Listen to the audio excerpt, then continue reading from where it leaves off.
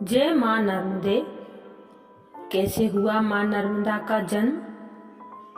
आइए सुनते हैं उनसे जुड़ी हुई एक पौराणिक कथा। हिंदू कैलेंडर के अनुसार माघ मास के शुक्ल पक्ष की सप्तमी तिथि को नर्मदा जयंती मनाई जाती है। आज माघ शुक्ल सप्तमी है और पूरे देश में नर्मदा जयंती मनाई जा रही है। जिस प्रकार से माँ गंगा को हिंदू धर्म में विशेष स्थान प्राप्त है, वैसे ही माँ नर्मदा को भी प्राप्त है।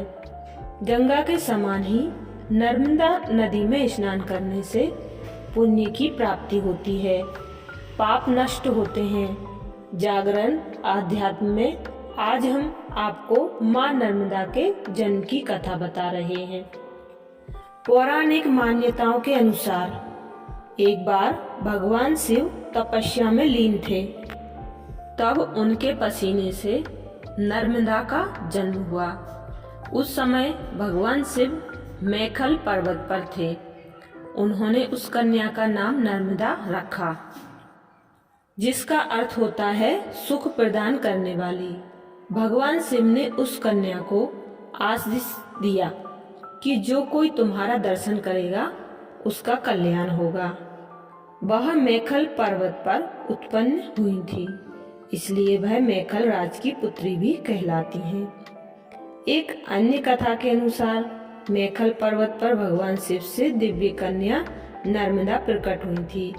देवताओं ने उनका नाम नर्मदा रखा। उन्होंने हजारों वर्ष तक भगवान शिव की तपस्या की, जिससे भोलेनाथ प्रसन्न हुए। फिर उन्होंने नर्मदा को पाप नाशिनी का आशीष दिया। साथ ही उनको यह भी वरदान मिला कि उनके तट पर सभी देवी देवताओं का वास होगा और नदी के सभी पत्थर शिवलिंग स्वरूप में पूजे जाएंगे। एक अन्य पौराणिक कथा के अनुसार जब नर्मदा जी बड़ी हुई तो उनके पिता मैखल राज ने उनका विवाह राजकुमार सोनभद्र से तय कर दिया। एक बार उनको राजकुमार से मिलने की इच्छा हुई तो उन्होंने एक दासी को उनसे मिलने के लिए भेजा। वह दासी राजसी आभूषणों से अलंकृत थी, जिसे राजकुमार सोनभद्र नर्मदा समझ लिए। दोनों का विवाह हो गया। काफी समय बीतने के बाद भी दासी के वापस न लौटने पर नर्मदा जी स्वयं राजकुमार सोनभद्र से मिलने पहुंची। उन्होंने राजकुमार सोनभद्र को दासी के साथ पाया। तब वे काफी दुखी हुई और कभी विवाह न करने का निर्णय लिया।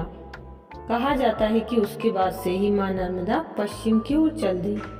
उसके बाद से वे कभी वापस नहीं लौटी। इसलिए माँ नर्मदा आज भी पश्चिम दिशा में बहती है। माँ नर्मदा के पवित्र मंत्र से उनकी महिमा जानी जा सकती है। गंगा हरिद्वार तथा सरस्वती कुरुक्षेत्र में अत्यंत पुण्यमयी कही गई है, किंतु नर्मदा चाहे गांव के बगल से बह रही हो या जंगल के बीच, वे सर्वत्र पुण्यमयी है। सरस्वती का जल 3 दिनों में, यमुना जी का 1 सप्ताह में तथा गंगा जी का जल स्पर्श करते ही पवित्र कर देता है, किंतु नर्मदा का जल केवल दर्शन मात्र से पावन कर देता है। स्कंद पुराण के अनुसार नर्मदा का पहला अवतरण आदि कल्प के सतयुग में हुआ था। दूसरा अवतरण दक्ष संवत्सर में हुआ। तीसरा अवतरण राजा पुरुराद्वार वैष्णव मवंतरण में हुआ। नर्मदा में स्नान करने, गोता लगाने, उसका जल पीने तथा नर्मदा का स्मरण एवं कीर्तन करने से अनेक जन्मों के घोर पाप तत्काल नष्ट हो जाते हैं। नर्मदा समस्त सरिताओं में श्रेष्ठ है। वे संपूर्ण जगत को तारने के लिए ही धरा पर अवतीर्ण हुई हैं। इनकी कृपा से भोग और मोक्ष दोनों सुलभ हो जाते हैं। भगवती नर्मदा की उपासना युगों से होती आ रही है। आइए जानेंगे किस तरह मनाई जाती है नर्मदा जयंती। नर्मदा जयंती पर नर्मदा नदी के सभी तटों को सजाया जाता है। नदी के तटों पर हवन किया जाता है। इस दिन मां नर्मदा के पूजन के बाद भंडारे का आयोजन किया जाता है। इसके साथ ही सुबह से शाम तक नदी के किनारे कई सारे धार्मिक कार्यक्रम आयोजित किए जाते हैं। संध्या में मां नर्मदा की महाआरती की जाती है। माना जाता है जो भक्त इस दिन मां नर्मदा का पूजन करते हैं उनके सभी पाप नष्ट हो जाते हैं और रोगों से मुक्ति मिलती है। अब जानेंगे नर्मदा जयंती पूजन विधि। हिंदू धर्म में नदियों में स्नान करना बहुत ही पुण्य का काम माना जाता है।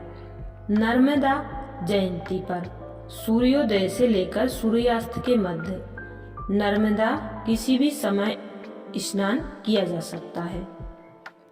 इस पावन अवसर पर प्रातः जल्दी उठकर नर्मदा में स्नान करने के बाद सुबह फूल, धूप, अक्षत, कुमकुम आदि से नर्मदा माँ के तट पर पूजन करना चाहिए।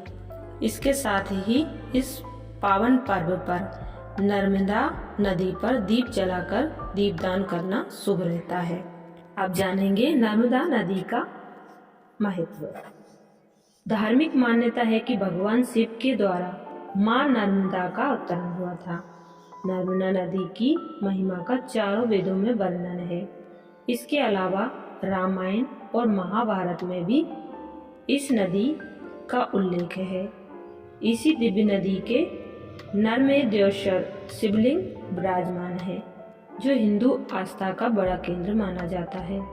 मान्यता है कि इसी नदी के तट पर साधना करते हुए देवताओं और ऋषि मुनियों ने सिद्धियां प्राप्त की थीं।